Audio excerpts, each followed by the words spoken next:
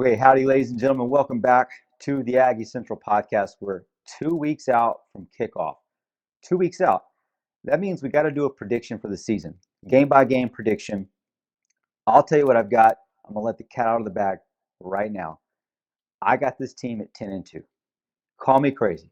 Call me drinking the Kool-Aid. That's my prerogative, right? Don't I get that right to drink the Kool-Aid from time to time? Okay, but let me make the case to you for why I think that is what it is. Okay? So that's what this show is about. If you like the content, you're enjoying it, like, subscribe, do all the things. Maybe even share it with your friend. That helps the channel out big time, and sharing with your friends. So let's jump into Missouri State. Missouri State, the over under is 52 and the spread is 40 and a half. I'm big time bullish on this. I would take the over 52 and I would take us covering. I would, and here's why. I point this part out first because I think it highlights the rest of the season. So I wouldn't normally spend that much time on Missouri State, right? I mean, what is there? It's an automatic W for sure, but I think you're going to see a lot from the two deep. Brady Hart in particular, I'm a big buyer on. You give me Brady Hart's stock, and I'll take it. I'll take it at whatever it is and just ride it up. I think he's going to be fantastic. I think you're going to see quite a few more points than you would normally see from the second unit, second and third guys. There's also going to be a lot of would-be starters playing throughout the entire game on the offensive line, defensive line. The secondary's got more depth. All those wide receivers are going to need a lot of reps to get ready. I think we're going to see quite a bit. Running back room is going to tear it up on this game. All three or four of them, whoever it's going to be. I think you're going to see quite a bit. So I'm covering the spread on that. Big believer. I think Holloman Wiggins is also going to add quite a few new wrinkles to this team. I probably won't see them in this game or anything like that, but let's just wait and see. Next game, Arizona State. They're coming to Kyle Field. It's going to be an early game. So some of the things that stand out to me in this game, first off, that's like a 9 a.m. kick for them. Is Arizona State going to be ready for 11 a.m. kick? It's going to be at our place. They've got a QB battle going on. A lot of things just probably not working out for them. It's going to be an inexperienced situation back there, no matter what, whoever they pick. They've got one guy, I think Bully, is got a higher ceiling. The other guy's a little bit more steady. Second game of the year, you got quite a few questions throughout the team. Even if you do have some highlights, like their secondary is pretty good, defensive line's pretty good. Got the same sort of questions on offensive line. Wide receiver look decent as well. But what you're playing here, you don't have home field advantage. It's going to be early. I just don't see a way that this is going to happen. I think A&M's got quite a bit more consistency. Running back room's looking pretty good for us, I think, at this point too. I believe that this offensive line is going to have a lot more to say about this game than everybody's giving them credit for. They're really starting to shape up. If you've been kind of listening to some of the hints that are out there, Wilkin Formby gave an interview about a week ago. I think he's probably locked down the right tackle spot. Tyree Adams as well on the left side. Mark in the center. We're kind of just looking for who's going to play left and right guard. So I think things are working out pretty nice. And you got a lot of guys that can really step in a crunch and play some really meaningful minutes. I think there'll be a solid rotation that's going to be going on throughout the entire year to keep this group healthy, which also is going to play into some of my thoughts later in the season. Okay, so September 19th, Kentucky comes in. We got a regime change here, and you probably heard this if you've been listening to any others. This has been something that's been kicking around, and I'd like to point out that you've got Kentucky, you've got Arkansas in particular.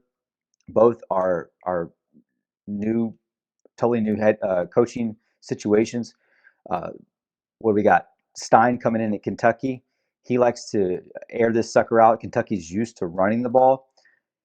For me in this game, what's probably going to win the day is just the fact that our secondary is going to be so polished. I think this is the game, and I mentioned this when I spoke to Drew about a week or two ago.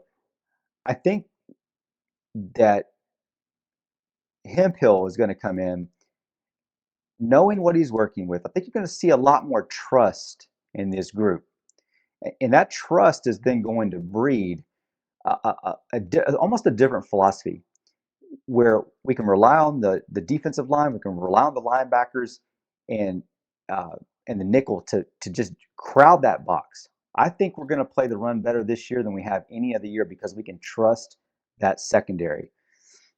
Great group of guys back there. Still kind of waiting to see who's going to fill in that Will Lee role. But whoever it is between Humphrey, Gibson, maybe Arrington, something along those lines. Uh, maybe even get a Byard in for safety or something like that. It's going to be a lockdown veteran group that I think is going to be the strength of the defense. So when it comes to this idea that they're going to throw the ball as much as they want to, I just don't see that taking place.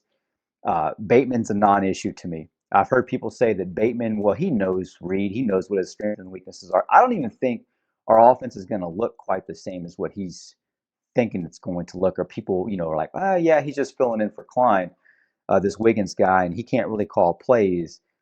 We'll see about that. So I think this is that game where Wiggins kind of asserts his prowess, his ideas, his philosophy, and we start to see, hey, this guy's more than meets the eye. I mean, maybe we just have to start calling him Optimus Prime. We'll do what that is. Look, again, at Kentucky, they want to be explosive. I think this is just a game where the secondary introduces himself. I think their quarterback Minchie transfer from Notre Dame and his wide receivers, I think they're just going to be stifled throughout most of the game. I don't think they're going to be able to keep up with us on the other side of the ball either. Offense is offensing this year. I think what we did 34 points per game, and I'm looking for us to start pushing that in these first 3 games up to that 40 range. Okay, so first 3 games, 3 dubs. First 3 games, 3 dubs. Then we go to LSU. We go to Death Valley for the second year in a row. We all know this. We all got this. I am skeptical of that just right off the bat. I am skeptical of Kiffin. He's got some guys that he's reloaded well. Let's put it that way. He always uses the transfer portal really, really well. And I think that there's a situation here where A&M wins this game, and I think there's a situation here where A&M loses this game. Now, I think the whole prediction market when it comes to these kinds of things is game by game predictions. We can do all that. I also always want to give you a bit of a, a take on this that's a little bit more even. I don't think you can always just go game by game and say it's going to go this way. So, like for instance, last year I gave my prediction. We played Notre Dame at Notre Dame. We played at LSU, and my thought was is that we were going to win one of those games. I didn't really know which one we were going to get, but I thought the team was good enough that they would go out and get at least one of those. This year's LSU game at Death Valley, hoping it's a night game. I've got my doubts on this one. So I'm going to lump it into a category of where I think this one could go either way. But one way or another, I think it's going to work out so that this team ends up 10-2. Okay. We seem to have really good record at this point against LSU. We ran them out of the stadium last year, but they're going to bring in Sam Levitt, right? And I didn't mention that with the Arizona piece to make sure that it would be emphasized here. Sam Levitt comes in with an injury. He's pretty much the de facto starting QB, probably was while he was still at Arizona State, and Kiffin already knew it, right? He should be pretty dynamic. I think Kiffin does a really good job with his wide receivers. They've got a really nice secondary situation going on and defensive line. A lot of talent across the defensive line. It's going to test our offensive line. I don't like the matchup. So if I'm going to pick this one like in a group of games, I'm probably looking at this one and thinking, well, it's at their place. The matchup's not great for us, especially fourth game of the year. Maybe we still have a few things to figure out offensive line. They take this one. So right now, I'm thinking that LSU takes this one at home, but I reserve the right to say, hey, this is just one of those that could have been a W or ended up being a W, and this is why I kind of thought it was. I don't think there's a team on the schedule, for the record, that we can't beat. Okay, there's no team on this schedule that we can't beat. Couple other things now that we're 4 games in. We had a lot of talk last year about, hey, these teams are good. Um, you know, we think they're top half of the SEC. They've got this such and such quarterback, blah, blah, blah. The whole season played out, and then you get this situation where it's like, oh, LSU actually wasn't that good last year. Okay. But that wasn't what was being said at the beginning of the season last year. And I kind of hear that this year. And I'm not saying that's what's going to happen with LSU, but there's still this idea that, like, they can't all be good. Okay. They can't all be good. There's not enough wins for all these teams to go out and have all these great seasons. Okay. This is going to be a very interesting year because we're playing that 9-game SEC slate. So whereas last year we were 7-1, didn't have quite the right amount of wins against the right opponents to make it into the SEC championship game, I think somewhere around 7-2 is probably going to be a good number that will place a team in contention for making it to that game. Now there could be two front runners like Texas and Georgia that just go, say 8-1, and that's it. They don't lose another game. Great, and they take it, and so the others in the tiebreakers don't matter. But I feel like there's probably going to be like an 8-1, and then a couple of 7-2s, and then kind of have to do the tiebreakers to go through that. So a lot of interesting pieces playing out in this whole situation to kind of figure out how the landscape's going to work. This would be probably a key game to decide one of those. So maybe going to that LSU, getting that win, will help maybe determine whether or not we can actually make it into that game or not. But it's probably more so in the back half of the schedule. Next up, Arkansas. I don't like this game for a couple of reasons, but it is at home. It's the first time we're going to be having Arkansas back in the stadium since, oh gosh, was it 2011 or 2013? I forget exactly when, but it's been a minute since we haven't played in Jerry's World. So I really like this idea. I'll be tailgating this game, cooking up a pig for sure. They've got full head coaching change, right? So there's this idea that if you've got a head coaching change, you're really on a downer. You're probably not likely to win, and I'm on that ship for sure. I think that definitely tells you a lot about the schedule. This is one of the reasons why I think it's more manageable than people are giving it credit for, because up and down the schedule, you've got a lot of teams that are either in a quarterback battle, don't quite know who it is. They've got head coaching change, all sorts of stuff going on across the teams. But for us, we've got a lot of continuity. Marcel's coming back. Um, you know, Defensive line reloads, secondary, very veteran, wide receivers predicted to be top 2 in the SEC. Those kinds of things.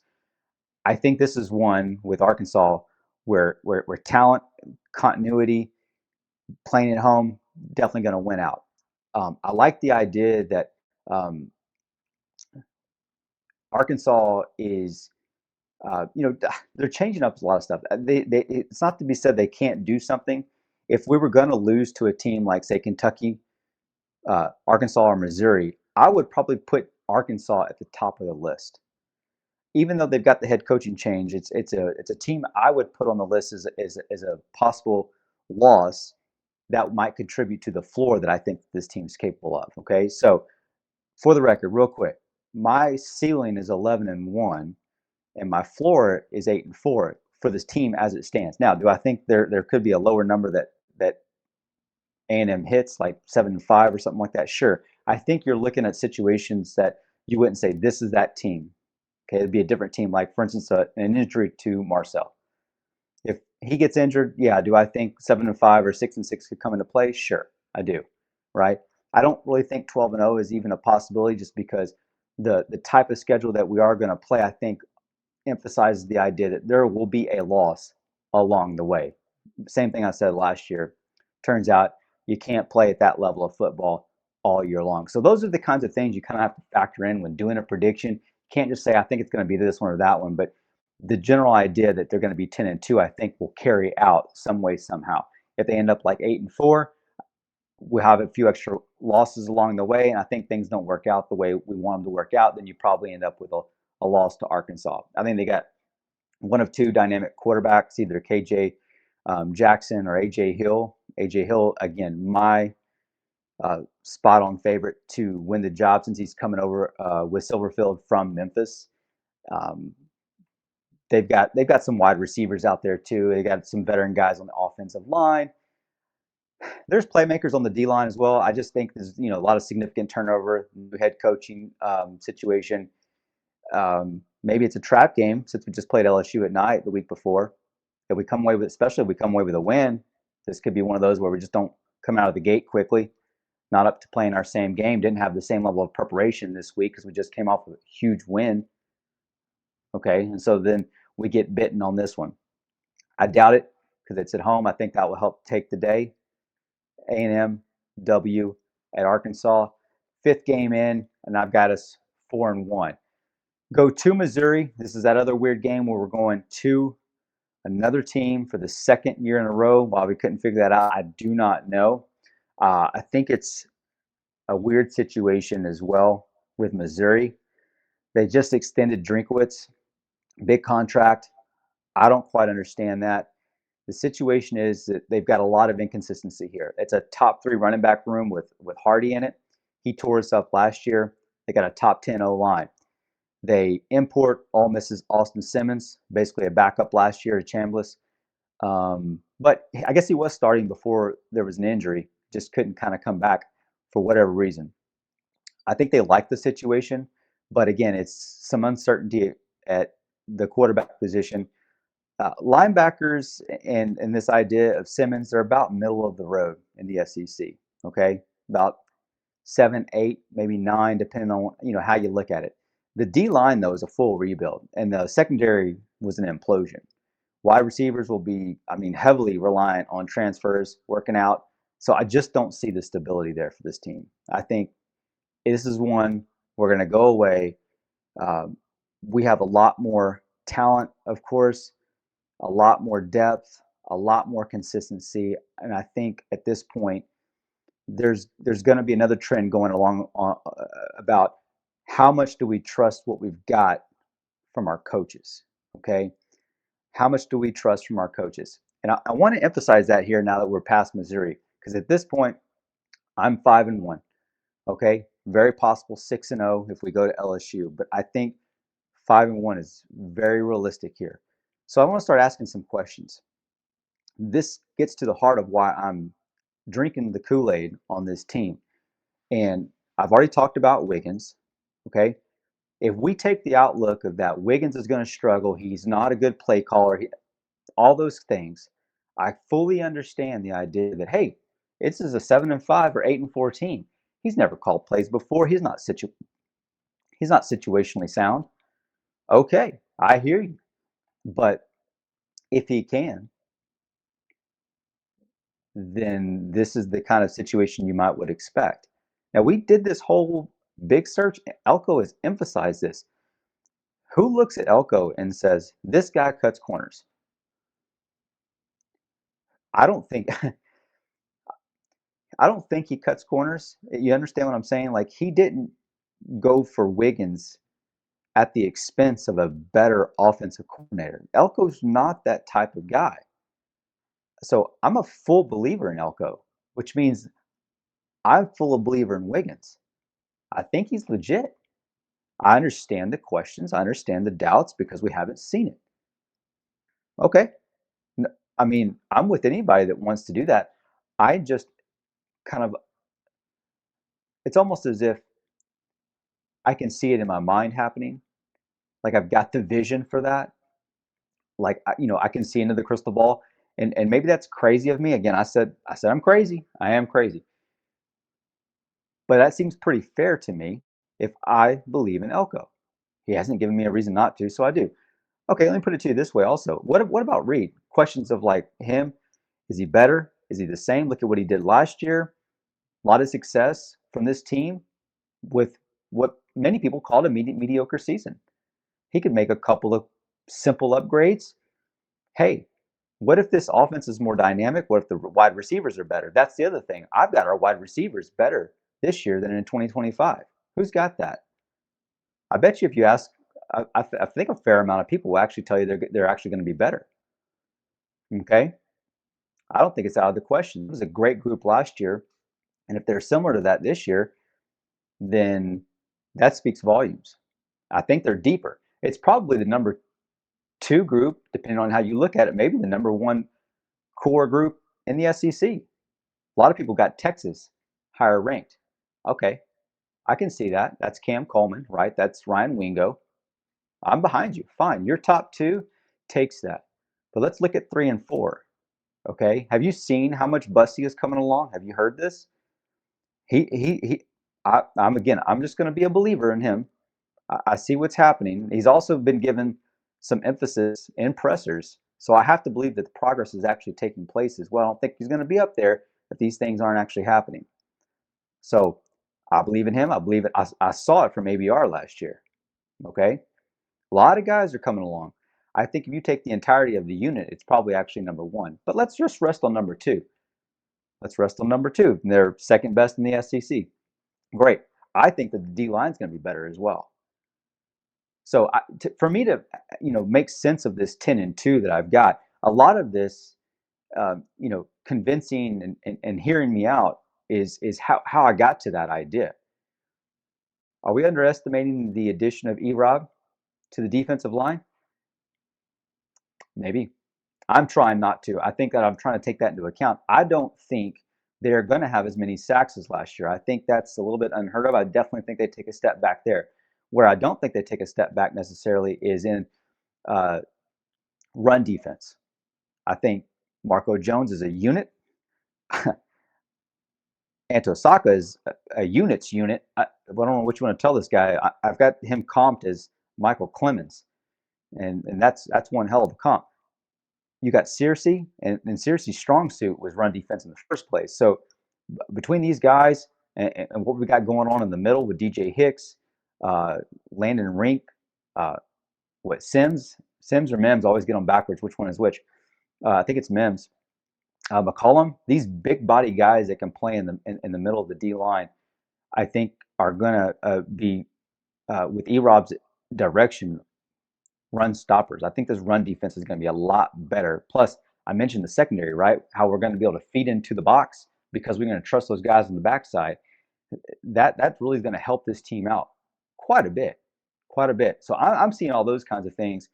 Secondary being elite, wide receivers top two, and something I haven't mentioned yet is again big questions on the offensive line.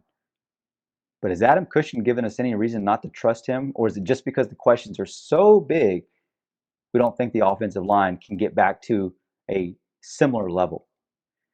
Again, I question that basically from what Adam Cushing's done in the past and what we've already seen from the development of this offensive line. We got 2 more weeks before we need to be game ready. And then even leading into this, how much better will we have gotten under his direction 6 games in? So all those things are feeding into things that I'm seeing. Now, maybe I am dismissing some of the difficulties, right? And it could be that Wiggins is not that good. Okay. It could be that Marcel Reed's ability to do what he's doing is not going to be as beneficial as it was last year. Okay, that's a possibility, but I think he's still got some left in the tank, and I think we're going to see his wheels quite a bit more. My first bold prediction of the year, I'll give it to you right here, is that he is going to be a 4,000 all-purpose yards guy this next season. Okay, he was 3,600 this last year. I don't think 4,000 out of the question. It's kind of bold though, because that means he does take a little step forward, and I think he's 4,000 yards. So that's me. All right. So we're 5-1 at this point, one way or another, and we're going to go into the 7th game. Bring in Citadel. I'm going to crush them. Absolutely, just it's not worth mentioning too much more until we get to the week preview, which is going to be one of the shortest ones of the year, but it's going to be a deal, right? All right. Then we go to Alabama. Okay, here's a deep pull. Last time Alabama had an 8.5 regular season win total over under of 8.5 was like 2008. It was Saban's second year and the year they ignited. I think they went 10-2 that year after that. Do you hear a countdown? I don't hear a countdown for ignition this year. Do you? I'm not a believer. Huh. DeBoer, in my opinion, is not Saban. I think we go into Tuscaloosa. I think we sneak this one from the Tide.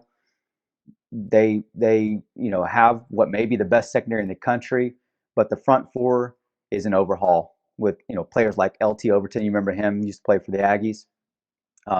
His departure, their emphasis this year is like weight kicks ass, so they want to get much bigger on the interior.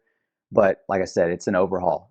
They also have, well, they don't have, I wrote this, you know what? And then today they actually named Keelan Russell the starting QB, so they don't have that. But if you watched anything I've done so far, you knew that I thought that he was going to get the nod in the first place. So that is what it is. He's a dynamic quarterback, though. He definitely could be a game tipper with this. So is it possible to go lose this game? Yeah, he's good. We'll see what his legs can bring to it. Um, but wide receiver is a project for them right now. It's highly volatile. The running backs are kind of mid. The O line is a liability. They're replacing 6 of 7 who played like 300 snaps, right? Wow. So those are big. Those are big pieces there. Current reports also indicate that there's a lot of cohesion that's missing from this group. So how's that going to work out for Russell?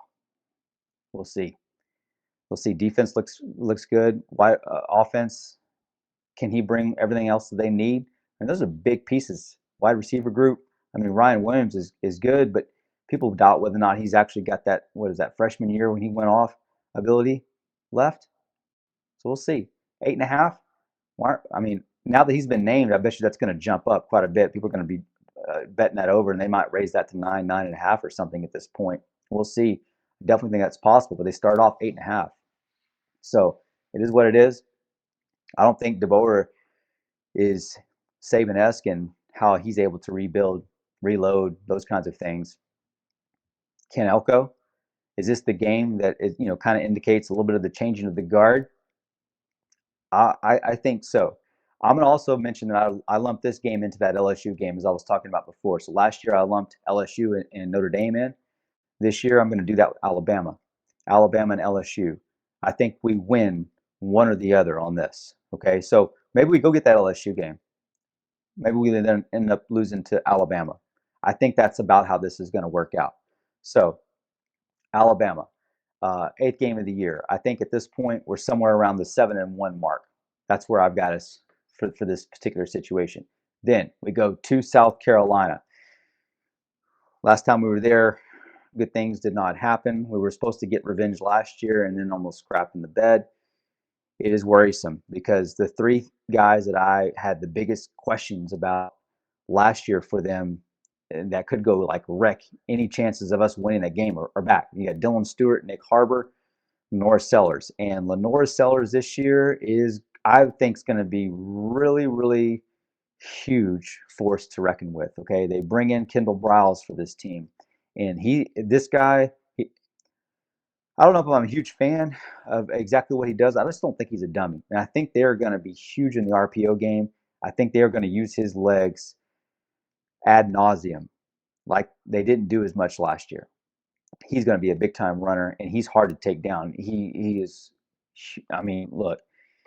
All right, we'll stop there. But he's also throwing to Nick Harbor, and he's a track star, huge big body.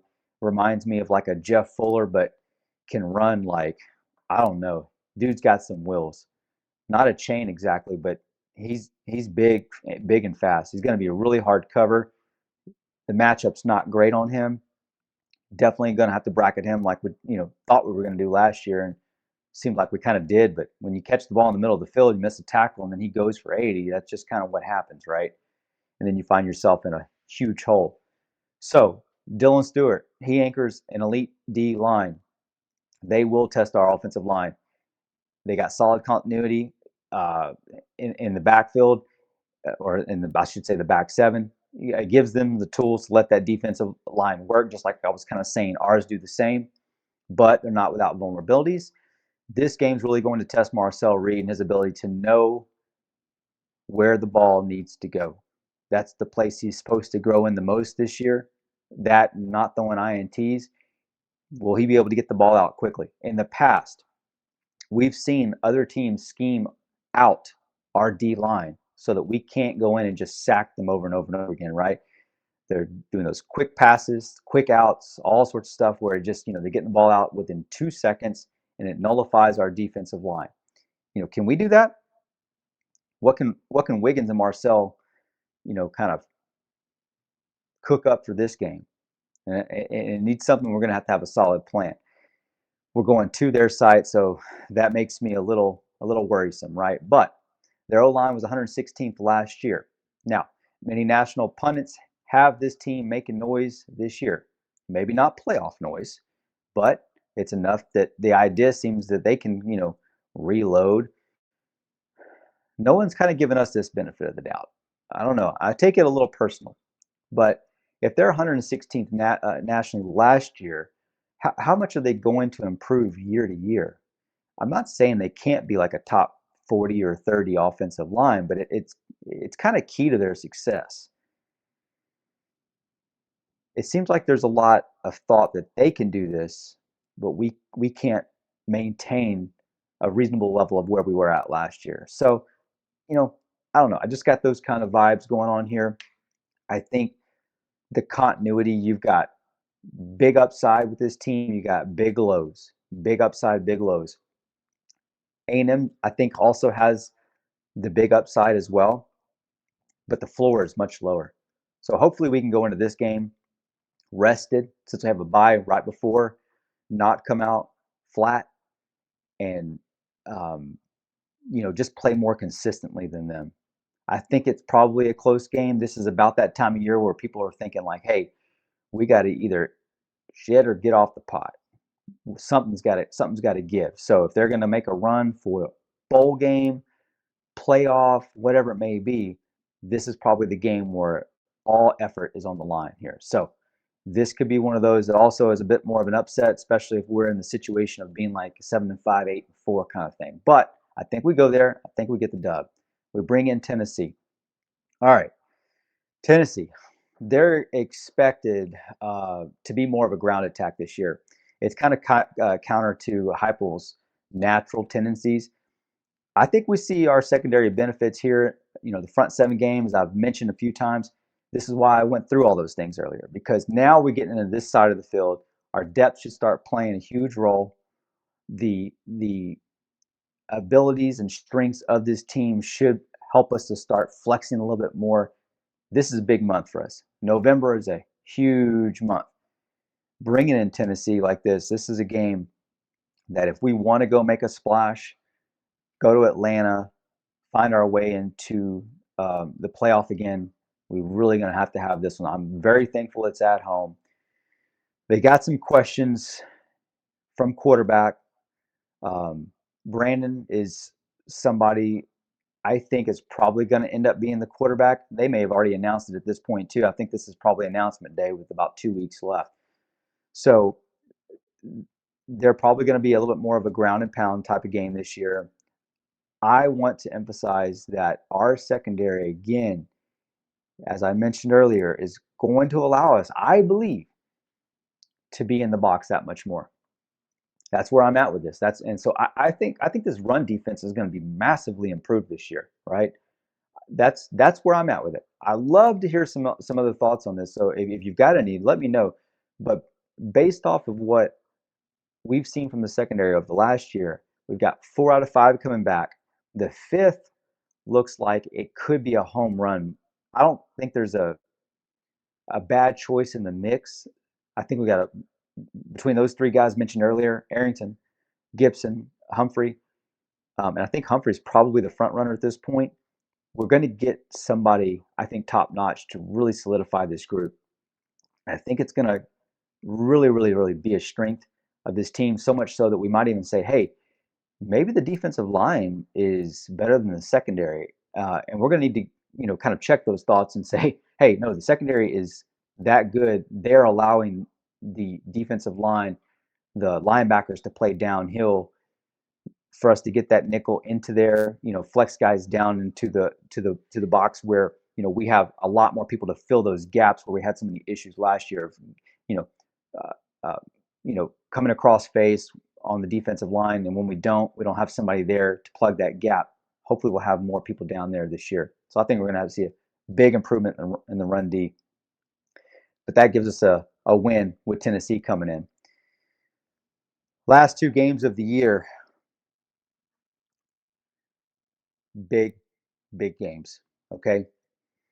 We go to Norman. Their preseason D line is top 5. Linebackers are top 10. The secondary is top 15. So the defense is elite. I think some think that this is the number one defense in the country. Some people have said it's Texas. Some people, everybody's got their thoughts. This is definitely going to, let's just say, top 5. It's going to be up there. And we're going to play 2 top 5 defenses the last 2 games. It's going to be difficult. It's going to be very, very difficult.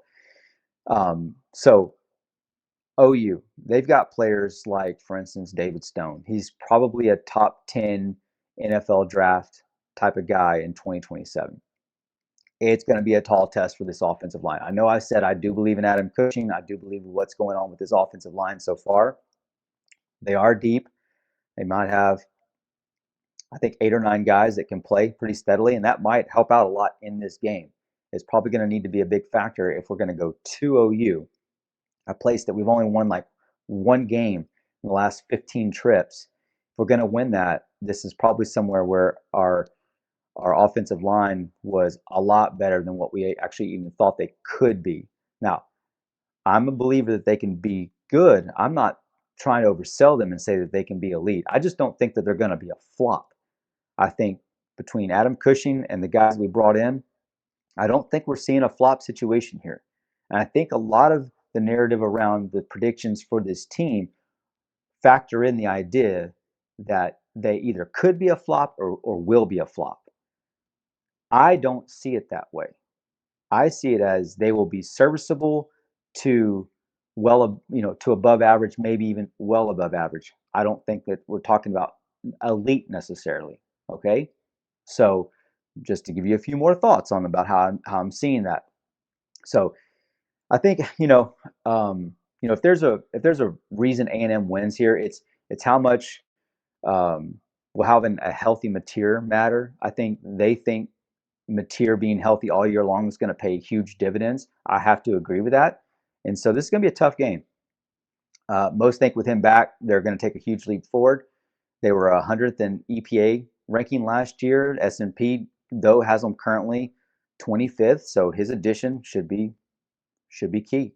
I think that they win this one. I think history continues to play it out, and we go, and it's going to stay 1-15 at this point. Okay, 1 win in the last 16 trips, unfortunately. But they're going to take back scoreboard, I think, at this point. And then we're going to come back home, play Texas, and I think we finally get the W on this one. There's no way to predict this one anyway. This is a rivalry game. I think they're a really, really good team. I think Arch is better than he's been given credit for. Can they hold up with the injuries? We'll see. I think Elko's doing a really, really good job of managing injuries, and I think it's going to give us a really, really good shot at this one. I think anybody that's looking at this game right now, they're saying, okay, what if these two teams played right now? If these two teams played right now, would I take Texas? Maybe. Yeah, probably. Okay. I'm not drinking the Kool-Aid that hard. I'd probably take Texas to win. It's a big deal. They've won the last 3 matchups too. I mean, I must be off my rocker. I told you guys I was crazy. I must be off my rocker taking us to win this one after, people are saying, well, we've got to do it before you convince somebody. Well, that's the dumbest take I've ever heard, honestly, if you think about it. The win's got to happen at some point. Why can't it be this year? Why not this year? It's going to be at home. We've got a veteran quarterback. We've got an elite secondary. Defensive line, in my opinion, is improved. I think the linebackers are improved. Wide receiver group is the best that we've ever had. Listen to everything I'm saying here. The running back group is deep. And if we spin that wheel and the offensive line hits, Adam Cushing, in Adam Cushing we trust. This one really sets up for a big one. But I think this is the one we get out of the 2. I'd probably tell you that between Oklahoma and Texas, we probably win one or the other. And that's also still a tall task because we haven't been so great in the November. But I'm of the mind also that Elko in his third year, the culture that he's building is gonna help in year three big time. So that's where I'm at. That's where I'm at, y'all. I think we win one of these two games. We'll know more about a more specific situation when it comes to playing Texas. It's going to be difficult. Cam Coleman, Ryan Wingo, Colin Simmons. It's a great team. It's a great team. I think there'll be a lot of motivation on both sides. I'm hoping either way that both of them are playing for a college football playoff spot, and maybe either way, both of them get in. I want us to get in. I think we're 10-2, y'all. That's where I'm at on this game. I'm this season. I'm 10-2. So put your prediction in the comments. If you like the material, again, subscribe, share with your friends. Thanks for joining me.